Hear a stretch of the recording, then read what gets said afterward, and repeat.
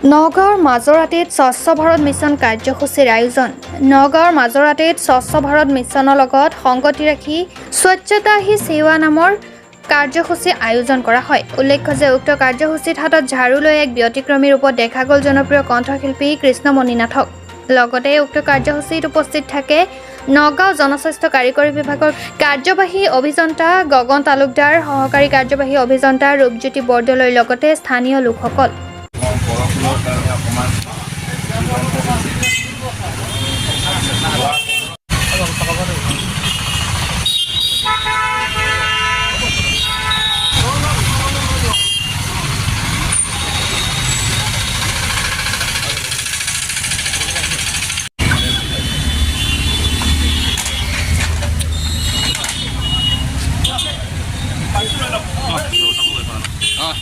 কাৰিকৰী বিভাগ নগাঁও ডিভিজন নহয় জানো? নগাঁও ডিভিজনৰ উদ্যোগত স্বচ্ছ ভাৰত অভিযানৰ আৰু এটি তেওঁলোকে পৰিকল্পনা লৈছে স্বচ্ছতা হি সেৱা।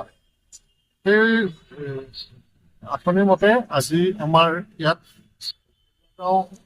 মাজুৱাটী ভৈৰৱন গাঁও চাৰিআলি, মাজুৱাটী চাৰিআলি বুলি কয়। সেই চাৰিআলিটোত আমাৰ 4টা ৰাস্তা তেওঁলোকে হাতত লৈছে। ইয়াৰ গোটেই অঞ্চলৰ এতিয়া বজাৰ এখনো আছে, তাৰ চাফ চিকুণ ইতিমধ্যে চলি আছে, কৰি আছে।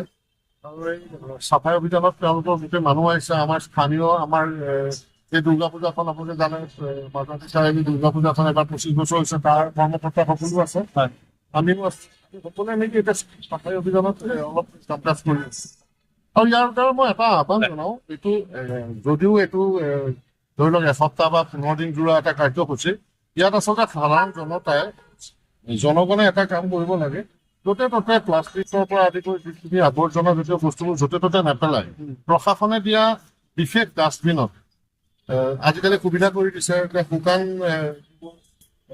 জাবৰ জোঁথৰ আছে বা তিতা জাবৰ জোঁথৰ পেলাবৰ কাৰণে বেলেগ বেলেগ ধৰণৰ ডাষ্টবিন দিছে, নহয় জানো? আৰু এটা কথা আমি মন কৰিছো, আগতকে কিন্তু ভাল হৈছে। আগতকে মানুহবোৰ অলপ সজাগ হৈছে। এটা সময়ত আমাৰ কলংখন সম্পূৰ্ণ নলা হিচাপে ব্যৱহাৰ কৰিব লৈছিলে, ডাষ্টবিন হিচাপে ব্যৱহাৰ কৰিব লৈছিলে। তাত সকলোৱে নিজৰ ঘৰৰ জাবৰ জোঁথৰ আৱৰ্জনা চব কলঙতে পেলাই দিয়ে। কিন্তু অলপ দিনৰ পৰা এটা কথা লক্ষ্য কৰা গৈছে, আমাৰ চহৰীয়া অঞ্চলটোত অকণমান সজাগ হৈছে। আগতে যিমানখিনি আছিল তাতকে কিছু কমিছে। সেইকাৰণে ৰাইজক আহ্বান জনাওঁ যে কলংখনক সদায় নিকা কৰি ৰখক, কলংখন চাফা চিকুণ কৰি ৰখক, যাতে তাত আপোনাৰ পৰিচ্ছন্নতা হৈ থাকিলে তাত ধৰি লওক চৰাই চিৰিকটিৰ পৰা জীৱ জন্তুৱে পানী খায়, মানুহে গা ধুৱে, বিভিন্ন কথাত আমাৰ প্ৰয়োজন আছে প্ৰকৃতিক আমি সন্তুলন কৰি ৰখোৱাটো। সেইকাৰণে ৰাইজক আহ্বান জনাওঁ যে এই স্বচ্ছ অভিযানৰ জৰিয়তে তেওঁলোকৰ নিজৰ বাৰীখন, নিজৰ ঘৰখন, নিজৰ পদূলিটো আৰু অঞ্চলটোক প্ৰত্যেকে চাফা কৰি যাতে ৰাখে। থেংক ইউ, ধন্যবাদ।